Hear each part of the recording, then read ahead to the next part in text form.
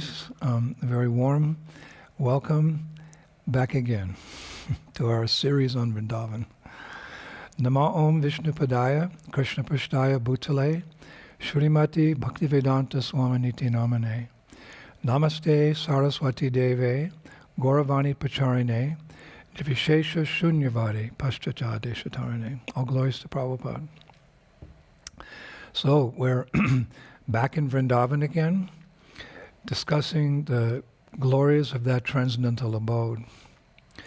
Of course, you might say, but wait a minute, Maharaj, I'm not back in Vrindavan, I'm in Moscow or Kiev and New York or Sydney. But no, we can always be in Vrindavan by following Srila Rupa Goswami's advice in Bhakti Rasamrita Sindhu 1-294. He says, Krishnam Shmaran Janam Chasya Parishnam Nija Samihitam Tat Kata Ratascho Kuryad Vasham Bhaje Shada. Beautiful verse. The devotee should always think of Krishna within himself and choose a very dear devotee who's a servitor of Krishna in Vrindavan. One should constantly engage in topics about that servitor and his loving relationship with Krishna, and one should live in Vrindavan. If one is physically unable to go to Vrindavan, he should mentally live there. Mentally live there. But how to mentally live in Vrindavan? Well, that we can learn from Srila Bhakti Siddhanta Saraswati Thakur, who writes in his commentary to Chaitanya Bhagavat Madhya Khanda chapter 21. Very important verse. When pure, uncontaminated living entities properly hear Srimad Bhagavatam, then the chanting of spiritual names, the hearing of spiritual forms, the hearing of spiritual qualities, the hearing of the glories of spiritual associates, and the hearing of topics regarding spiritual pastimes manifest within their hearts. And then they are able to realize that their hearts are non-different from Vrindavan. That is where Krishna Chandra resides. Wow, what a verse. In other words, by hearing about Krishna's name, fame, form, and pastimes, Vrindavan manifests within our hearts. Then, as Srila Bhakti Siddhanta Saraswati Thakur says, we're able to realize that our hearts are non-different from Vrindavan, where Krishna Chandra resides.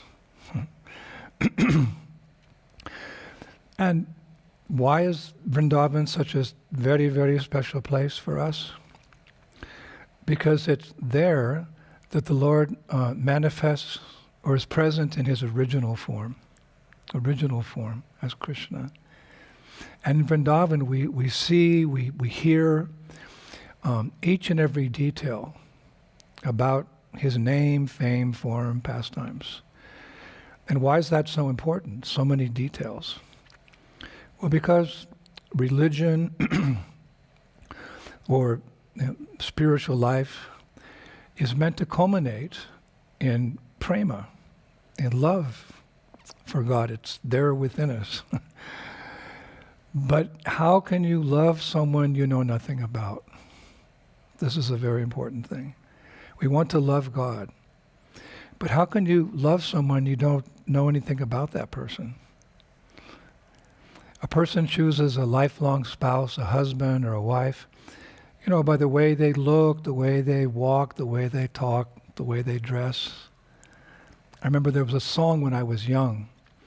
How did it go? To know you is to love you. I think it was in the 50s. To know you is to love you. And one line went, just to see you smile makes my life worthwhile. So really, with all due respect to other spiritual traditions, it's really only in our Vedic tradition, most specifically our Gaudiya Vaishnava tradition, where there are unlimited details about the Lord. which serve to awaken our attraction to begin with, then our affection, and then our love for him. Prabhupada often described Krishna consciousness as a scientific process. For example, some details about Krishna. I was reading the other day Srila Rupa Goswami's Radha Krishna Gunadesha Deepika. Radha Krishna Gunadesh Deepika. And there, Srila Rupa Goswami, he lists a number of attractive details about Krishna that quite honestly you will not find in any other scriptures of the world. And here are some of those priceless details. Let's see. Krishna's mirror is named Sharadindu. Sharadindu, Krishna's mirror. His fan is named Maru Maruta. Mara Maruta. His toy lotus flower is named Sadas Mera. Is a toy lotus flower. Where's my Sadas Mera, Ma? His toy ball is named Chitra Koraka. Chitra Koraka. And Krishna's golden bow is named Vilasa Karmana. Vilasa Karmana. And the two ends of this bow are studded with jewels. And it has a bowstring named Manjula Shara. Oh, we're so indebted to Rupa Goswami. Manjula Shara. And his glistening, jewel-handled scissors are called Tushtida. Tushtida, the scissors. Tushtida. And his buffalo horn bugle, we often see paintings. Krishna has a flute and a garland and a bugle, like the boys do. It's called Mandara Ghosha. His bugle's called Mandara Ghosha. And his flute, of course he has a number of flutes, but Rupa Goswami is saying here that his flute is named Bhuvana Mohini. Bhuvana Mohini. Of course, Krishna has another flute he lists. It's named Mahananda. And Rupa Goswami says that flute is like a fish hook that captures the fish of Srimati Radharani's heart and mind. So another flute he mentions has 6 holes. It's called Madana Jan Kriti. Madana Jan Kriti. And he actually has another flute, a lot of flutes. Krishna's flute called Sharala. Sharala. It makes a low, soft tone like the sound of a softly singing cuckoo. Sharala. And Krishna is very fond of playing this flute, he mentions, in the ragas of Gaudi and Garjari. Gaudi and Garjari. And the wonderful sacred mantra that Krishna chants is the name of his dearmost Radharani. That's his wonderful sacred mantra. What is his? We have been given mantras by our gurus. We've been given the Hare Krishna mantra. So what is the sacred mantra that Krishna chants? Radha, Radharani. Now, his cane is named Mandana. Krishna's veena is named Tarangini. The 2 ropes he carries are called Pasho Vashikara. Pasho Vashikara. His milk bucket is named Amrita Dohani. Mother Yashoda, please get my Amrita Dohani, my milk bucket. His 2 armlets are named Rangada. His 2 bracelets are called Shobhana. His signet ring is named Ratna Mukhi. Ratna Mukhi. And his yellow garments are called Nigamasho Bhana. Nigamasho Bhana. And Krishna's string of small bells is named Kala Jankara. Kala Jankara. And his 2 anklets are named Hamsa Ganjana. Hamsa Ganjana. And I was reading that the tinkling sounds of these ornaments enchant the deer that are the minds of the deer-eyed gopis. Hare Krishna. Krishna's pearl necklace is named Taravali, and his jeweled necklace is named Tedit Prabha. Tedit Prabha. The locket he wears on his chest is named Hridaya Modana, and within in that locket is a picture of Srimati Radharani. Hridaya Modana. Krishna's, the jewel which he's very famous for wearing, of course, is called the Kaustubha jewel. We've heard that detail many times.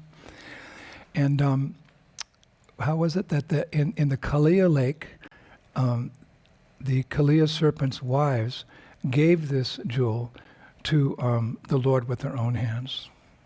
I think we discussed that in our class about the chastisement of the Kaliya serpent. Krishna's shark-shaped earrings are named Ratira Gadi Daivata. Ratira Gadi Daivata. And his crown is named Ratnapura.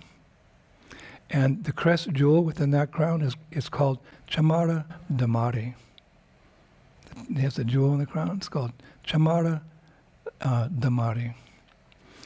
And let's keep going here because this is pure nectar, all these details. Krishna's peacock feather crown is called Navaratna Vidamba. Navaratna Vidamba.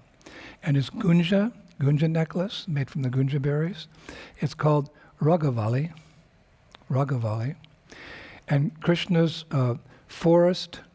Krishna's garland of forest flowers and leaves, which actually reaches down to his ankles, and contains flowers of 5 different colors. It's called Vaijayanti. Vaijayanti. Hare Krishna. Rupa Goswami gives so many, I could go on and on for hours of all the details he's given us about Krishna in Vrindavan.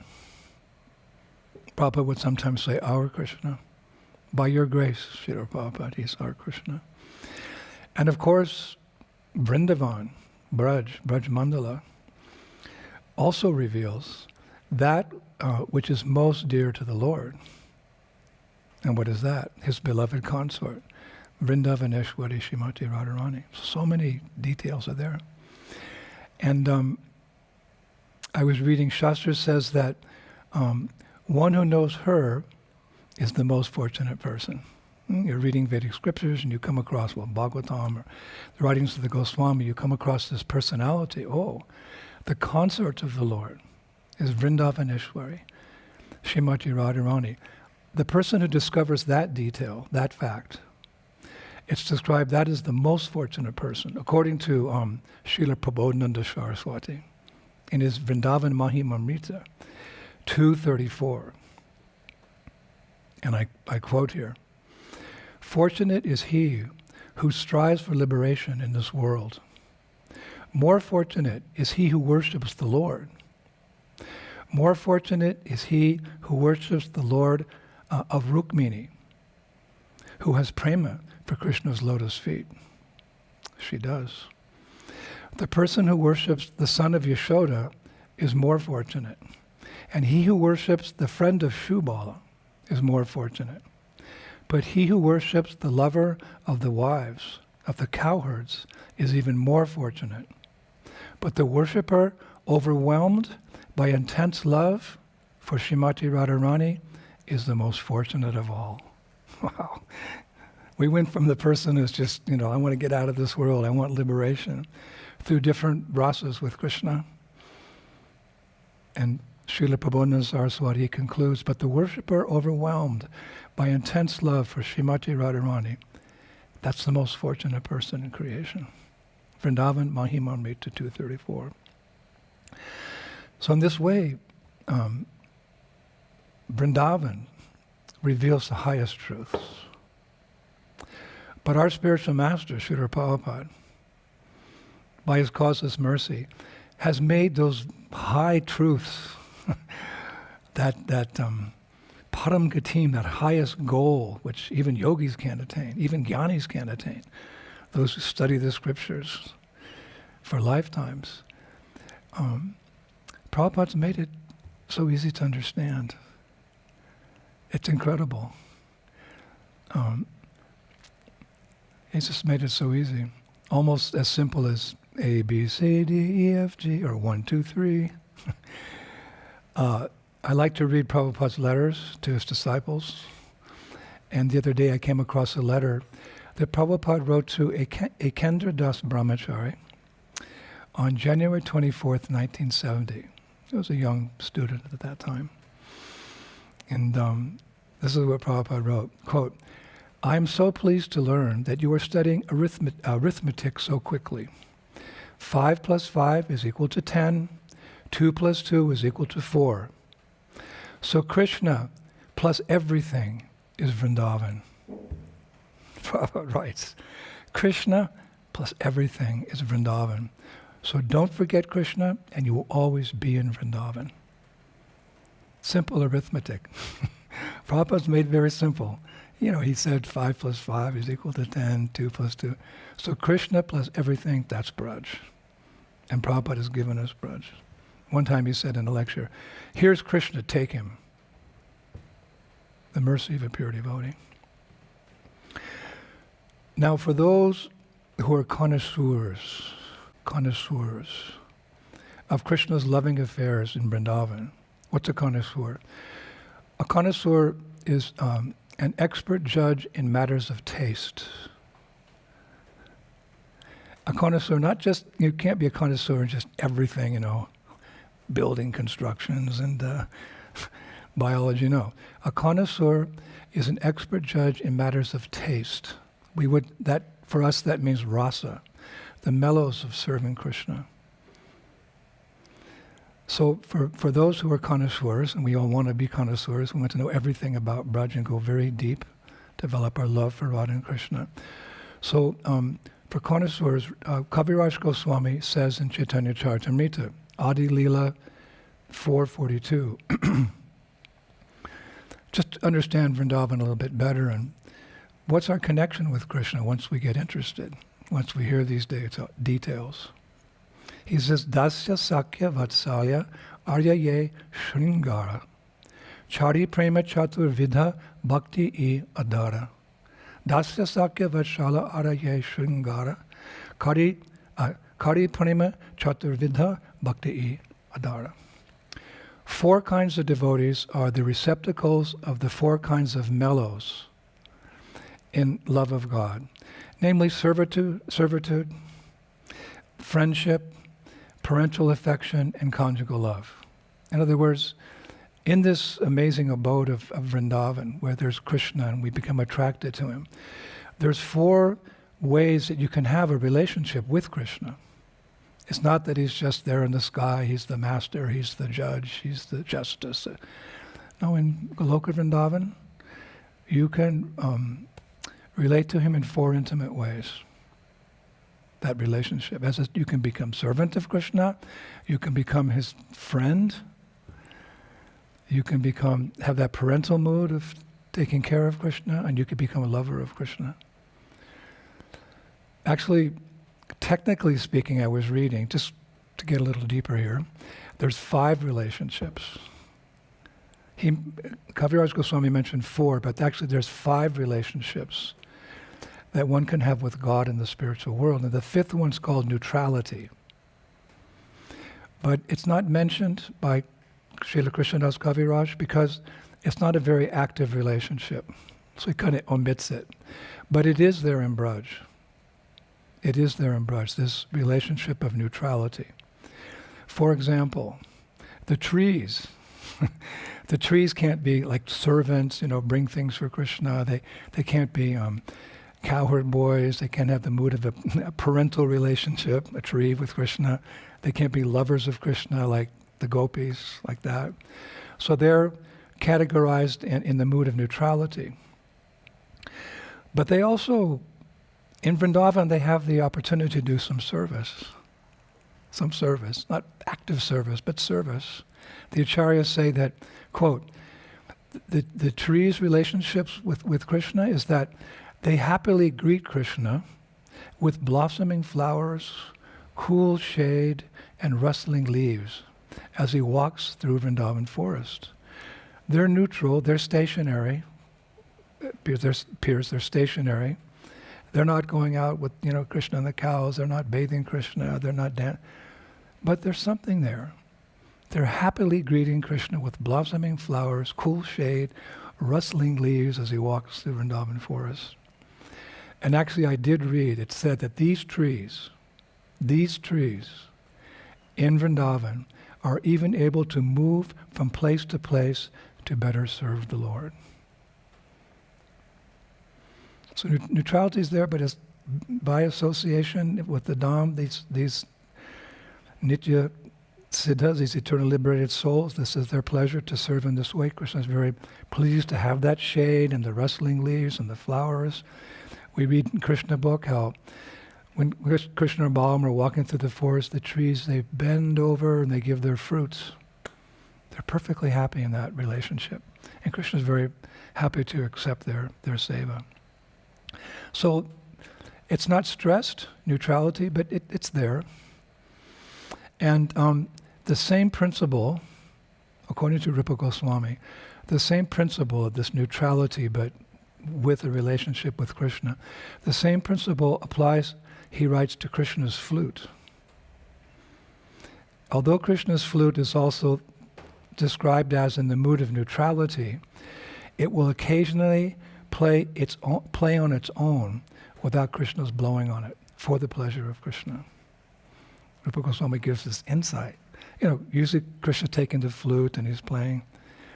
But this flute, who's a personality, because everything in Vrindavan is personal. And everything and everyone in Vrindavan is permeated by this love, selfless love to serve Krishna. So although Krishna plays the flute, yes, sometimes this personality, in the mood of neutrality, will occasionally, Rupa Goswami say, play on its own without Krishna blowing into it for the pleasure of Krishna. Some deep connoisseur insights. So all in all, there are varieties of ways to serve the Lord in the spiritual world. And that saying, variety is the spice of life, that applies absolutely in the spiritual world. And everyone in the spiritual world, whatever relationship they have with Krishna, they're happy in their particular service to Krishna. How do we know? Because Kaviraj Goswami tells us so. In Chaitanya Charitamrita, Adi Leela 4:44, he writes, Nija Nija Bhava Shabe, Shreshta Kari Mane, Nija Bhave Kare, Krishna Shuka Ashvadhane. Each kind of devotee feels that his sentiment is most excellent. And thus, in that mood, he tastes great happiness with Lord Krishna. There's different varieties. You can say high and low, but no. That variety is pleasing to Krishna. And everyone in any particular rasa, they're totally happy. And at the same time, although they're serving in different capacities, everyone's happy serving together. Everyone's happy serving together. Just like I was thinking the Bible. Sometimes we quote the Bible. It's a bona fide scripture. In the Bible, in Ishaya, it said in I think 11:6, the wolf will live with the lamb. The leopard will lie down with the goat. The calf and the lion and the yearling together, and little child shall lead them. So it's just showing how everyone, irregardless, in this world is so much conflict of interest.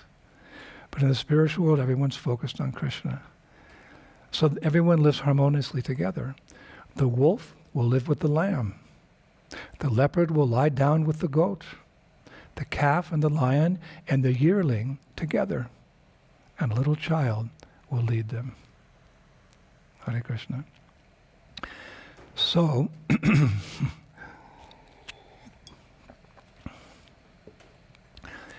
today, I thought I would share with you a very nice pastime in the mood of Sakyaras, We heard Sakyaras from Kaviraj Goswami. That means the relationship of friendship with the Lord. I came across this pastime a couple months ago, and then I put it to the side, and I was going through my notes, and I want to begin to speak about, and there it was. And such a wonderful pastime in Sakyaras, like the cowherd boys have with Krishna. Now this mood of friendship, we're just picking one out, friendship, this is very nicely explained in Naya Nandana's famous Preo Bhakti Rasarnava. Preo Bhakti Rasarnava. I've quoted from that scripture, that book, many months ago, in another cowherd boy pastime. But today I'll be quoting a lot from our beloved Bhanu Swami, who's translated so many of the scriptures for us in the Goswami's literature. This is practically his full-time service. So this is his copy of Preo Bhakti Rasarnava, and he's done a wonderful translation. It's one of my favorite books. And so I'll be quoting from his vision, or his translation. So this is Naya Nandana's description of Sakyaras. We need philosophy to be able to understand things as they are. So here's his description of Sakyaras. Quote, "With great trust in Krishna, one thinks of oneself equal to Krishna. One associates with him constantly, without fear, thinking of being his equal, of being Krishna's equal. Endowed with sweetness and devoid of seeing Krishna as the Lord, this is called Sakyarati, or Sakyaras." He says Sakyarati. And further on he writes, "When it is seen that the two have similar affection, it's called Sakyarati, which is two persons. When it's seen that the two have similar affection, friends, it's called Sakyarati. The devotee feels himself to be equal to Krishna, acts similarly, relaxes with him, and has no fear. They joke with no duplicity. This is called Sakyarati. When the two, meaning the devotee and the Lord, the Almighty Lord and the tiny jiva, but in Vrindavan, by the potency of Yogamaya, this awe and reverence is cast away, so that Krishna can have loving dealings with his devotees, and devotees can have loving dealings with him, like we try in this world. When it is seen that the two, the jiva and Krishna, have a similar affection, it's called Sakyarati. The devotee feels himself to be equal to Krishna, acts similarly, relaxes with him, and has no fear. They joke with no duplicity. This is called Sakyarati." We thank him. So the pastime today will help us to appreciate and understand this Sakyaras, this friendship mode with Krishna. Now we've heard about Sakyarati from Nayanandana Das, but we'll see it in this wonderful pastime. He's given it, a philosophical description. What is Sakyaras? But by hearing this pastime, we'll be able to see it. See it in a sort of a way, right? Seeing through Guru, Shastra, and Sadhu. One of my very illustrious, very dear, highly respected senior godbrothers, Jayadvaita Swami, he gave me a good lesson in writing one time, because, I have the diaries and so forth. So when I was starting out the diaries and I was looking for some advice from writers, he gave me a very simple instruction, but pregnant with meaning. He said when writing, show me, don't tell me. Don't just give the facts and figures. Write in such a way that it becomes like a picture in the mind of your reader. Show me, don't tell me. Now this concept is attributed to a Russian playwright. His name was Anton Chekhov. He once said, quote, "Don't tell me the moon is shining. Show me the glint of light on broken glass." Don't tell me the moon is shining. Write in such a way that show me the glint of light on broken glass. So this is how writers, movie producers, poets, everyone has to take the concept and present it in such a way that the audience is actually like it's like seeing it. So through this very beautiful Sakirati pastime, we'll see Sri Vrindavan Dham. We'll get a glimpse inside Sri Vrindavan Dham. So the pastime, that's one of my favorite. As we all know, every day, Krishna, Balaram, and the cowherd boys, they would take their cows and calves every day to various pasturing grounds in the 12 forests and the sub-forests and the sub-sub-forests and the sub-sub-sub-forests of Vrindavan.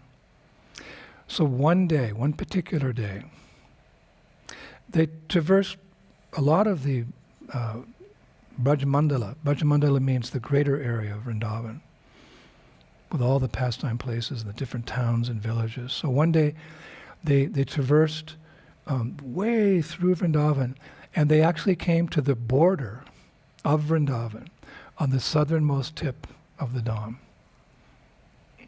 Because Vrindavan has a perimeter.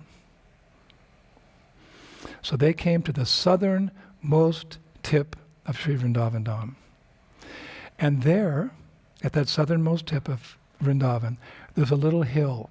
It's called a hillock, actually, a hillock. You have a mountain, then you have a hill, then you have a hillock. And that hillock is called Khambi, Khambi, Khambi.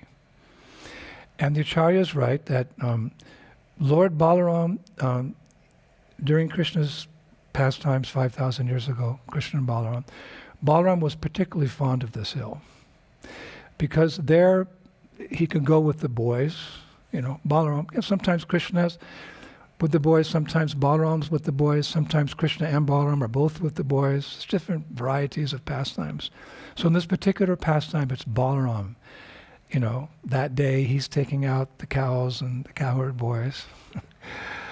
So he really likes this hill because this hillock, it's got a lot of grass on it, and he and the boys they had fun sliding down the grass to the bottom of the hillock. It's described while the cows and the calves they would graze at the bottom of the hillock on the soft, tasty grass, the rich grass at the bottom of the hill. So the boys are happy and the cows are happy. So on this particular day, the boys were playing on the hill, when all of a sudden, Balaram stands up and he says, "My dear boys, please stop playing and you listen to me. I have something very serious to tell you." So the boys, they gathered around Balaram and he said, "My dear friends, Vrindavan ends here at Khambi. I want to warn you that if you venture beyond this point, you will be under the jurisdiction of the modes of material nature. My dear friends, never go further than Khambi. Never go further than Khambi."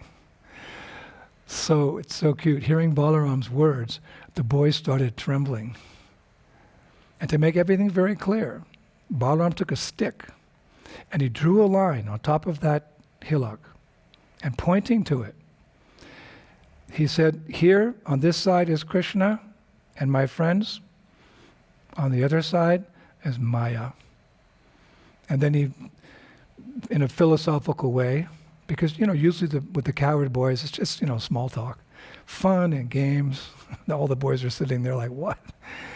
And he said, "My dear friends, inside this line, you're protected by the spiritual atmosphere of Braj. And on the other side of this line, you will be victimized," the words he used, victimized by Maya. You're protected here and you're victimized there. So the acharyas, they say that when the boys heard Balaram speaking so seriously, their mouths dropped open and they were stunned. Now, of course, the cowherd boys are all transcendental associates of the Lord. They're completely free of any influence of Maya. Nothing can touch them. They're Krishna's eternal associates. But the nature of Vrindavan is that the Yoga Maya, the nature of Yoga Maya is that they're considering themselves to be, just friends of Krishna, ordinary, cowherd boys, and therefore, when there's some danger, the forest fire or some demon, and they run and take shelter of Krishna and Balaram. So the acharyas say that the cowherd boys, they actually thought that if they crossed that line, they would risk becoming demons. Although they're eternal associates of the Lord, that this is the Leela. This is how Yogamaya sets things up, that they actually become afraid, and they Krishna, Krishna, and they take shelter of Krishna. So they were thinking, if we go over that line, we'll become demons. Like Kamsa, one of them said. Actually, they were speaking very seriously to each other. One boy said to another, if you cross the line, you're going to become a Danakasura. And another boy said, yeah, but if you cross the line, you're going to become like Haliya. Another boy said to his friend, if you cross that line, I'm sure you're going to become an Agasura. They were warning each other. They took it seriously. But then, being, enthusiastic young boys, they couldn't resist the urge to test Balaram's warning when they saw him go off to look for a stray calf. Boys will be boys. Frogs and snails and puppy dog tails. Boys will be boys. So they started daring each other. One would say, I dare you to cross that line. The other boy would reply, no, I dare you to cross that line. And another boy said to his friend, but you can't do it. And his friend would reply, sure I can do it. The question is, can you cross the line? So like this, they're challenging each other. And finally, one of the older boys, he said, all right, let's just, all of us, cross over the line. So all the boys, they're laughing and they're joking and tumbling and wrestling and moving on. But it's described they're a little nervous. They crossed over the line that Balaram had drawn on the hill of Khambi. But then after just a little distance, they all turned and ran back to Vrindavan. They crossed the line. But then again, out of curiosity, boys, they go look here, they walk here, they go through the forest, through the whatever. But then again, laughing and joking, and with a little bit more of courage, they went back out. Then they ran back. And then they went back out. And then they ran back. They did it like 4 or 5 times. And on their last venture, they went 100 meters, the size of a football field, into Maya's kingdom. And they stood there very nervously. Until one boy, he started taunting Maya Devi. Hey Maya, look over here. Can you see us? Well, come on then. Just come and try and get us. And then Raktak, one of the older boys, he said, actually, my friends, I think we're being pretty foolish. We should do what Balaram says. Let's get out of here. And they ran back as fast as they could, crossed over the line, and rolled down the other side of the hill, Khambi, into the shelter of beloved Sri Vrindavan Dhama, into the lap of Krishna. So just then, Balaram returned with a stray calf. Just then he came back with a stray calf. So that afternoon, they're all sitting down to have their lunch. And some boys could be heard saying to others, did you cross the line? And one boy would say, yes, of course I did. He'd say to his friend, did you go? And his friend said, yep. And I wasn't the least affected by Maya. So overhearing their conversations, Balaram stood up. And he gave another little talk. He said, "My friends, you should understand that you did not fall into illusion because you're Krishna's fully surrendered devotees. Wherever you go, Krishna will protect you." And he went on to say, "But those who are not favored by Krishna will be victimized by temptation outside of Vrindavan and forget everything about the Lord." So at that point, the boys, they said in unison, "What? Is it really possible to forget Kanai?" They're so much in love with him, they can't forget him even in sleep. Like Prabhupada said one time, there was never a moment I forgot the lotus feet of Radha and Krishna. This was Brajabasi. And they said to Balaram, "Balaram, how's it possible to forget Krishna? He's so amazing. He's our friend." So Balaram said, "Yes, but I'm trying to tell you, there are souls who have forgotten him." And the boys went on, "No, there are souls who have forgotten Kanai?" And Balaram went, "Yes, indeed. And they live on the other side of that line." And when they heard that, all the boys, they became silent. And they just stared in disbelief at the world beyond Khambi. Let's describe. They stared in disbelief at the world beyond Khambi. So the boy said, "Really? Well, we'll never go there again, we promise." And then, it's so nice, the cowherd boys, in the mood of true Vaishnavas, they looked at Balaram, and with one voice, and tears in their eyes, they said, "Dear Balaram, please warn everyone in Vrindavan never to go beyond this line you have drawn. Balaram, tell them never to go over the top of the hill, never go past Khambi." So Balaram, he took the blade of his plow, and from that small hillock of Khambi, he carved out a stone pillar, and he put the pillar on the peak of that hill of Khambi, right in the center of that line on the hillock. And he said, "This marks the boundary between Krishna's realm and Maya's realm." And that pillar, Prabhus, is still there to this very day. And we will go. On our Kartik Parikrama, we will go. But we'll only play on one side of the hill. Because we all know, we've once burnt, twice shy. It's the reason many of us have come to Krishna consciousness, because struggle for existence, the human race, the only hope is divine grace, Srila Prabhupada. We know what the bitter fruits are. So we won't go across that line. So, of course, in a general sense, let us say, those who live on the other side of the line, that's you and me, for the moment, really, and so many other uncountable living entities. We've seen the light, of course, but, the race isn't over till it's over. So let us be realistic where we are right now. We are in that world of birth, death, old age, and disease. We're making some progress, but let's remember where we are.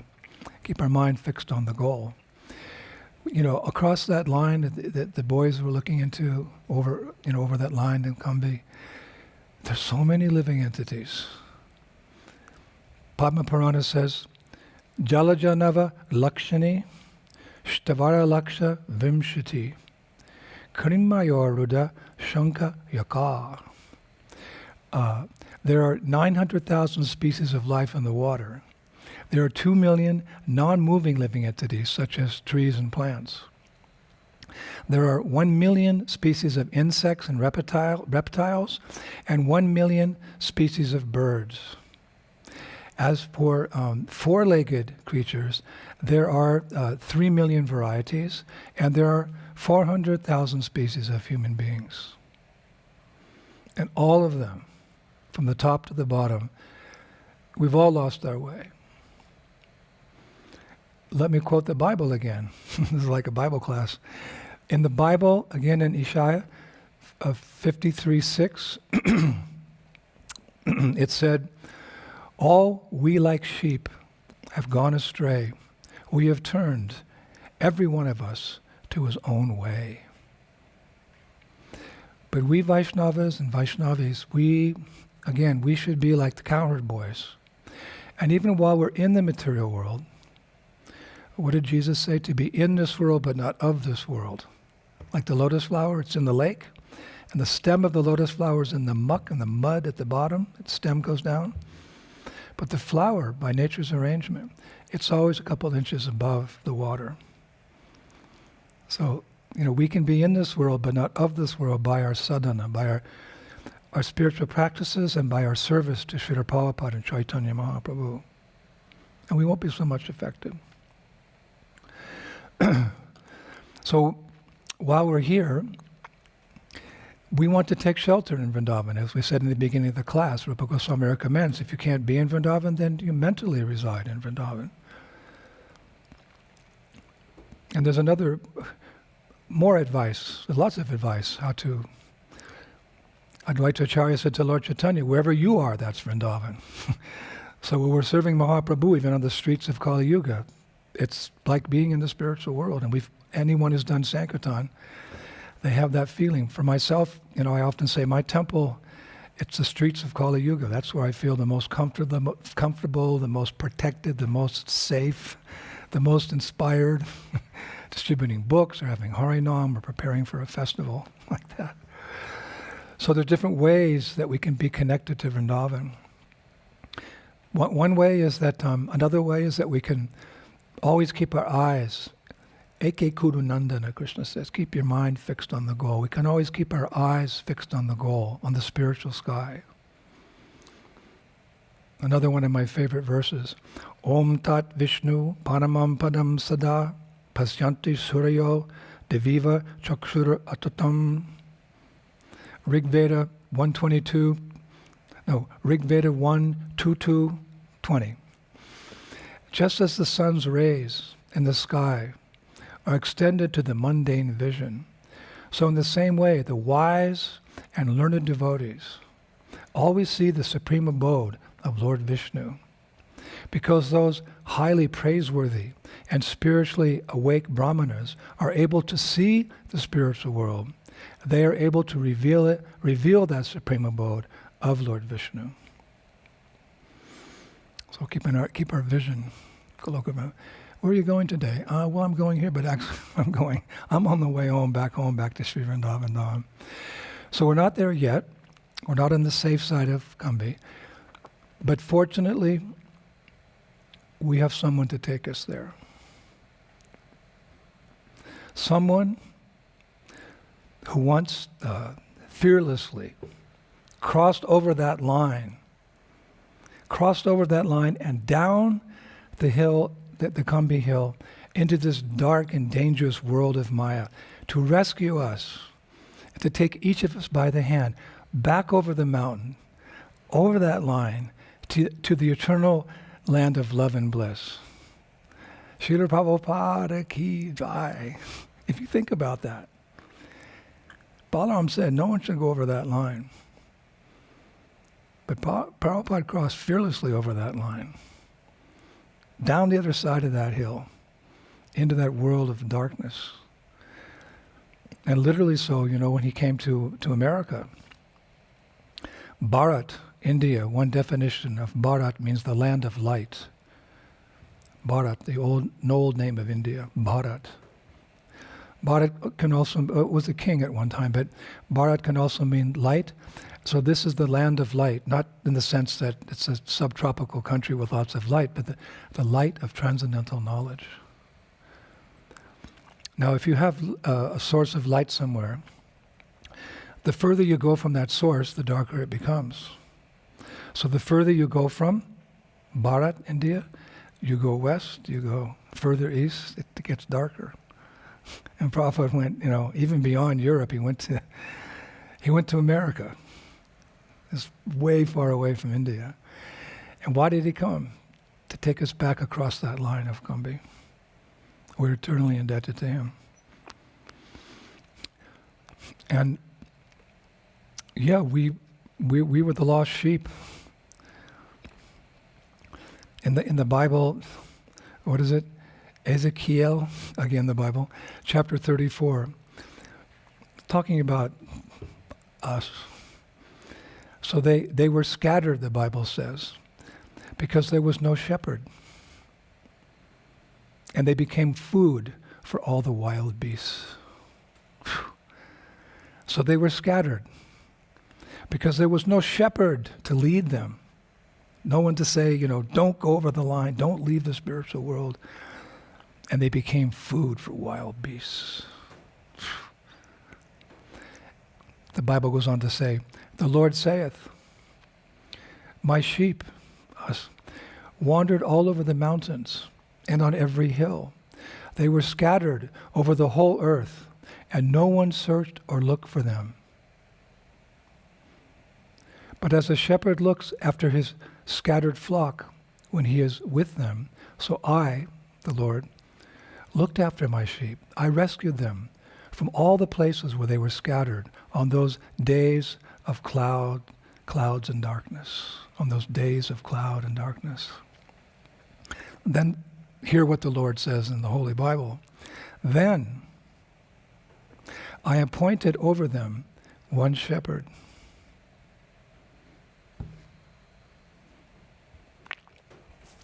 Then I appointed over them one shepherd, and he fed them. He fed them and became their shepherd. All glories to Srila Prabhupada. Hare Krishna. Then I appointed over them one shepherd, and he fed them. He fed them, and he became their shepherd. So once again, come next Kartik, let us all go together to the southernmost tip of Braj, to Khambi, and pray one day we can enjoy pastimes of sliding down the hill, sliding down the grass with Lord Balaram on the right side, as our cows and our calves enjoy the sumptuous green grass at the bottom of the proper side of Khambi, Braj. That's our prayer. So, I'm going a little longer. After playing at Khambi, as the day wore on, Balaram and the cowherd boys, they moved on to other places and other pastimes. That's what they do. They just go from one pastime place to the other in their relationship with Krishna as his friends. Go Gopala Ganavitam Govinda Goshta Gambuda Ramena Ramana Shamam Bandeham Vanamalinam. I'll recite it again, it's so beautiful.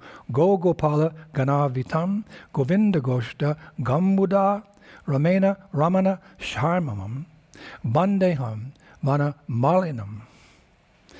I joyfully offer respects to Govinda, the dark enjoyer, going to the pastures with Balaram, along with his cows and cowherds. All glories to Kana, Balaram, Surinam, Shudam, and all the people of Braj. The boys move, surrounded by hundreds of thousands of cows and calves.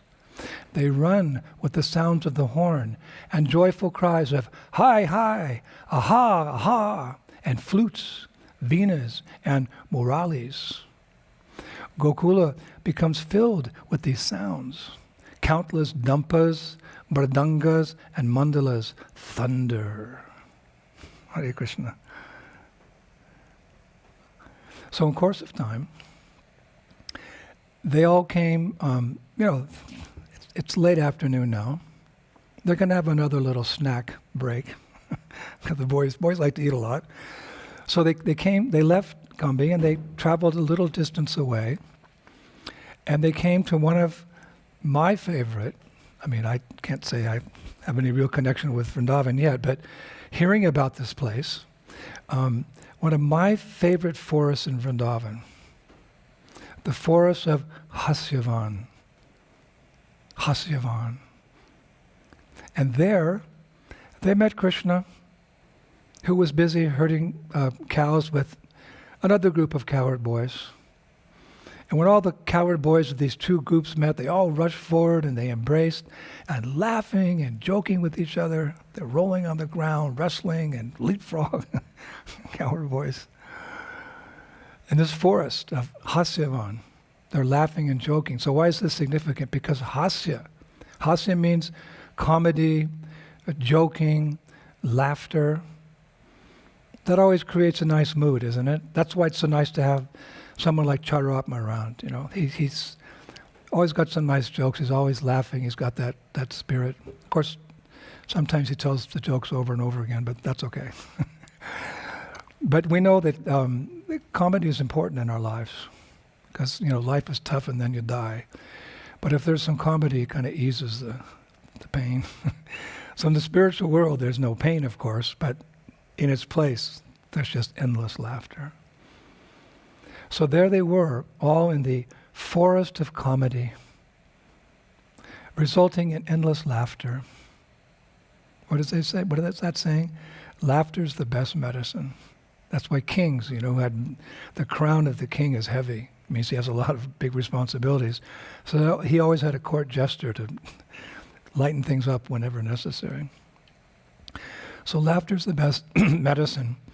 And in Vrindavan, Vrindavan often reverberates with the sound of laughter.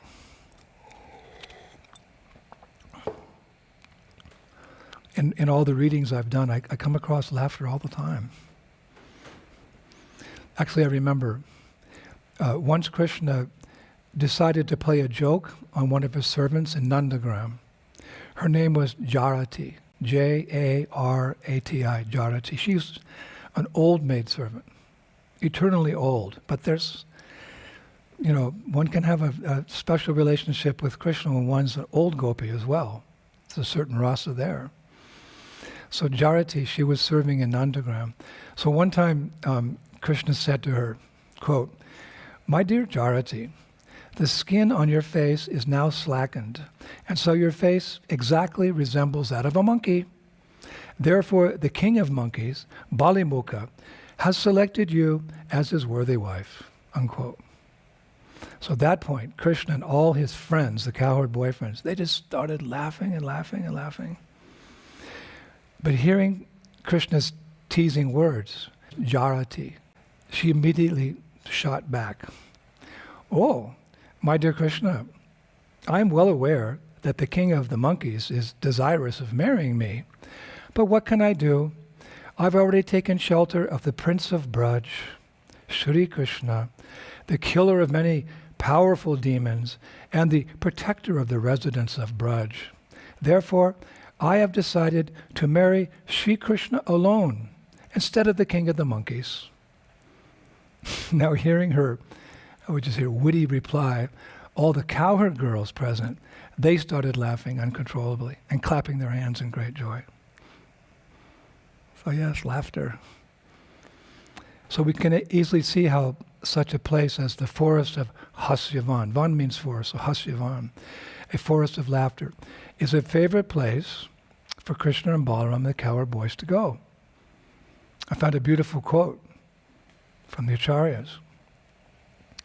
Quote, "Liberated souls whose pure chanting allows them to hear the echoes reverberating in the trees of Hacievan will recognize those echoes as the cowherd boys' laughter and will then themselves be overtaken by laughing spells and smiling."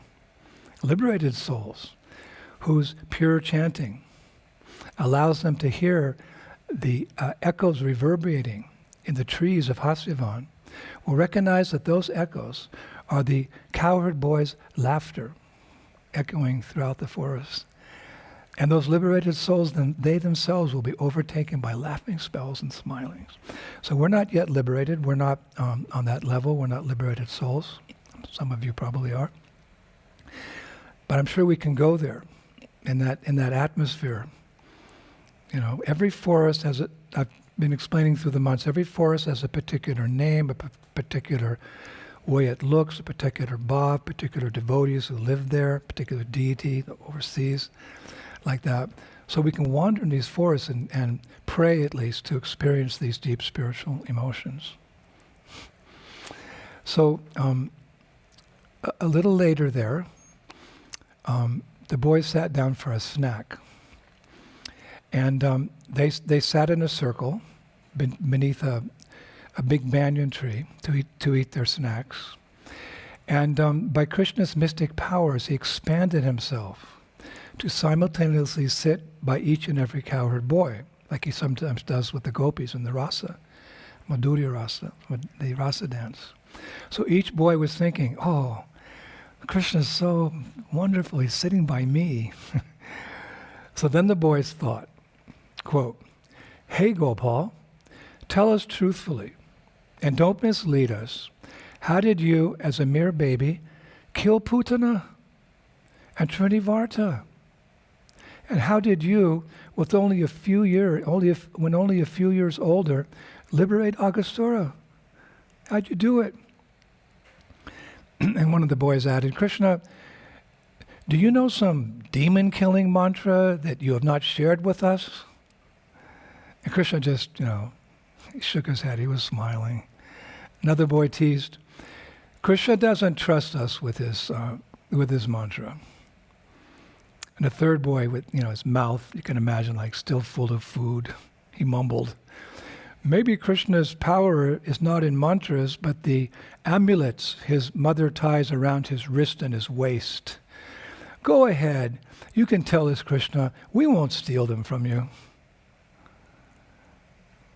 So the acharyas, they put it very beautifully. Quote, "The gopas, the cowherd boys, had a good-natured laugh at Krishna's expense.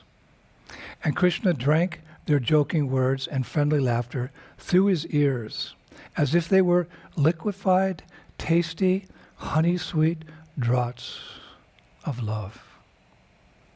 Krishna is dearer to the cowherd boys than they are to themselves. Their every word and gesture is an expression of divine love, completely free from envy or acrimony.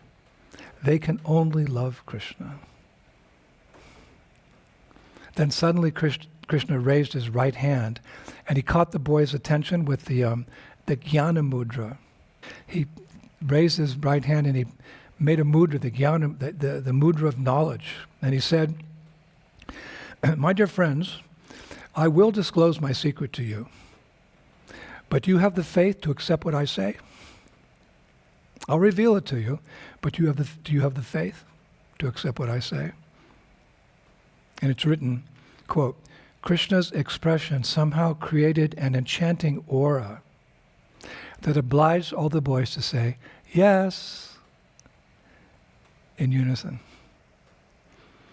And then to glorify their friend, to glorify the Lord, they said in unison, 'Navina jala dabdam tam, kambu kantum manoranam, ramena raman shamanam, bande kosheya vashanam.'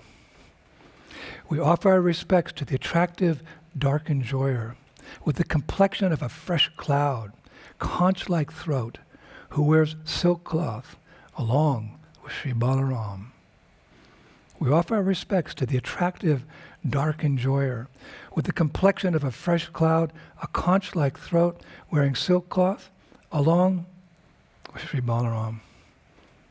That's from Pariyo Bhakti Rasarnava, chapter 5. Here, chapter 5. So Krishna said, "All right, because you have faith in me, I will reveal to you the source of my powers." At that point, all the cowherd boys that came forward, eager to hear every word that Krishna was going to say. Of course, they always hang on every word, everything Krishna does, because they know no one but Krishna. They love Krishna more than anyone's ever been loved before. That's Braj. So they're there, waiting. So Krishna said, "My dear friends, at the time of my name-giving ceremony, Gargamuni disclosed that I am just like Narayana, and that by my power I destroy all obstacles, as well as anyone or anything that threatens my devotees. So the cowherd boys, they nodded in recognition. And Krishna continued, my dear friends, what you consider superhuman feats are nothing for me. For me, killing the demons who terrorize Vrindavan is as easy as binding a calf. Know for certain that although I am your friend, I am also the Supreme Personality of Godhead, for whom nothing is difficult, and who has appeared as a cowherd boy out of my love for you. Now when the cowherd boys heard these words, never think about it. Krishna's saying he's Narayan, he's a personality of Godhead. So all the boys thought to themselves, and then they were thinking, one acharya says, they're thinking, how wonderful. Not only is Krishna our village hero, but he's also the Supreme Narayan. He's so clever. They didn't become overwhelmed with Aishvarya Bhav, awe and reverence. Oh, that's cool. He's God, but really he's our friend. How wonderful. Not only is Krishna our village hero, he's also the Supreme Narayan. He's so clever. I love it. So then the acharyas say, quote, the boys laughed at the new wonders that Krishna was telling them, while Krishna laughed at the Gopas' boundless love for him, which even knowledge of his supreme nature couldn't change. In other words,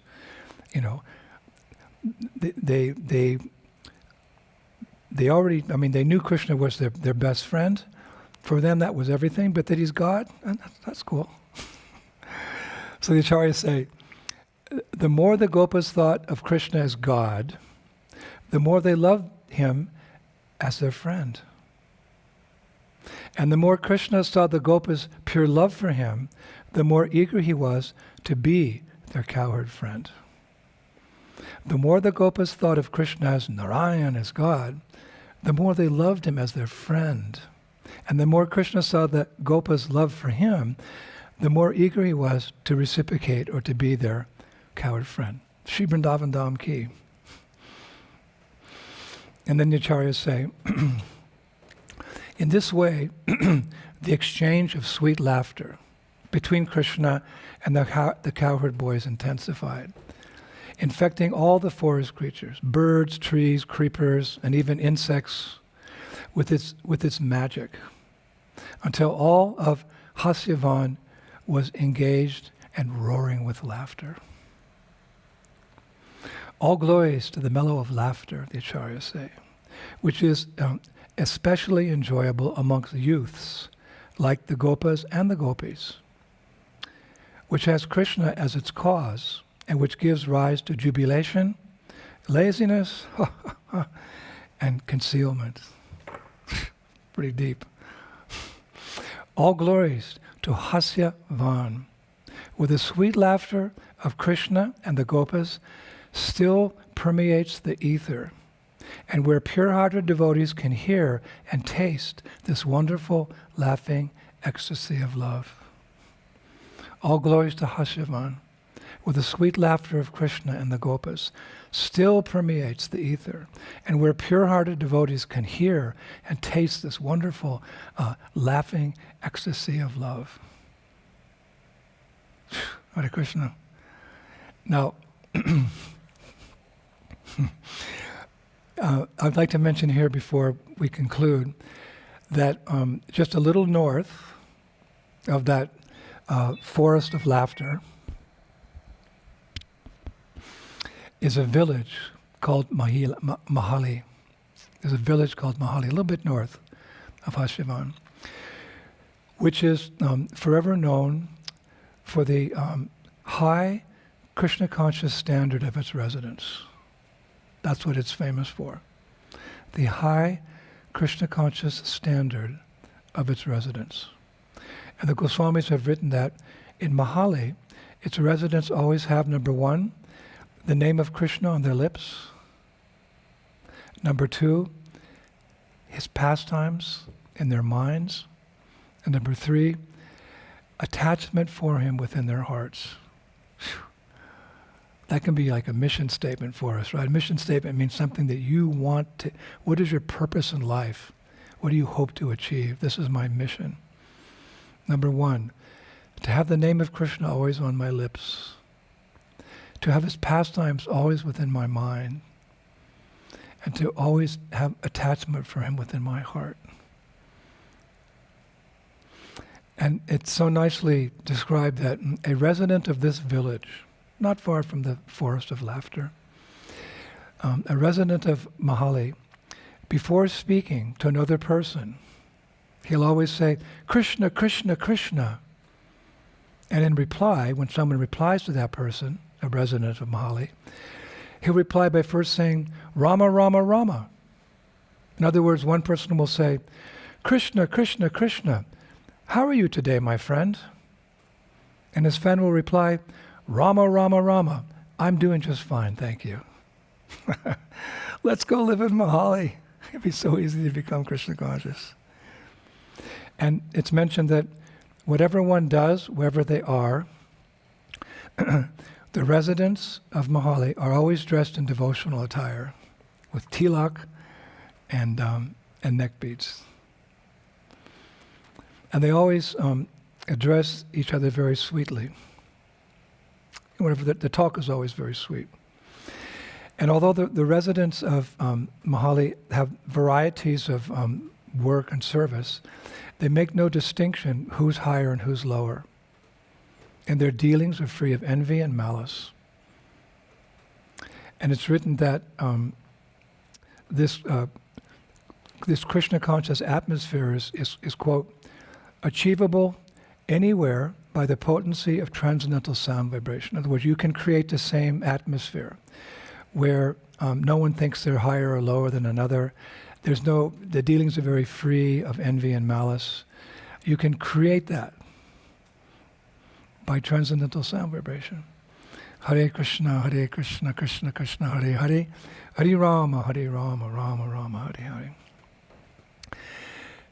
So in that light, I would like to finish today with one last verse from this book, translated by Banu Swami, Paryo Bhakti Rasarnava by Nayanananda Das. A couple of verses actually, they're very, very beautiful. Proper way to finish on a high note. As the cowherd boys let the cows graze, they pick forest fruits and flowers. They eat the sweet roots and fruits, drink water and chew betel nut. Later they assemble and drive the cows home, calling repeatedly the cows and the calves' names. Davali, Shamali, Kali, Piali, Hamsi, Pishangi, Savali, Shringi, Korangi, Rangi, Vamsi, Hi, Hi, Ha, Ha. Practice. The boys' bugles sound, dun, dun, and there are excellent flute sounds. Forest horns thunder joyously, and the sounds of the beri, the dampa, moraja drums, mixed with hand clapping and sounds from their armpits. The whole of Gokula becomes filled with the cowherd boys shouting, Abba, Abba, along with the sounds of horns, flutes, and the mooings of cows and calves, and more cries of Jai, Jai, Jai. Hearing this sound, hearing this loud musical cacophony,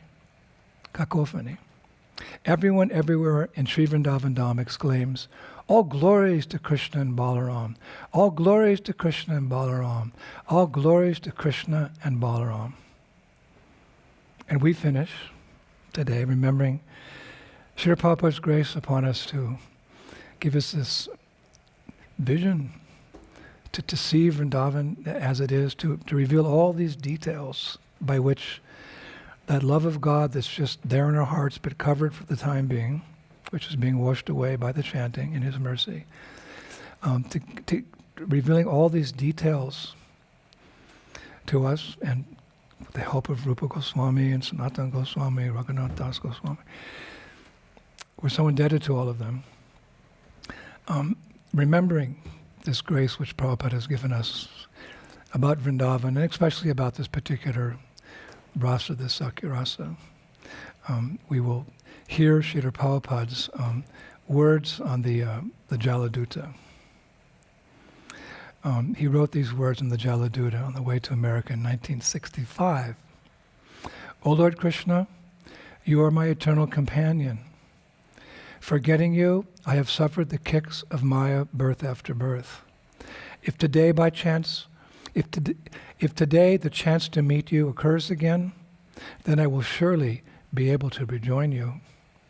O dear friend, in your company, I will experience great joy once again. In the early morning, I will wander about the cowherd pastures and fields, running and frolicking in the many forests of Braj. I will roll on the ground in spiritual ecstasy. Oh, when will that day be mine? Today that remembrance of you came to me in a very nice way. Because I have a great longing, I called out to you. I am your eternal servant, and therefore I desire your association so much.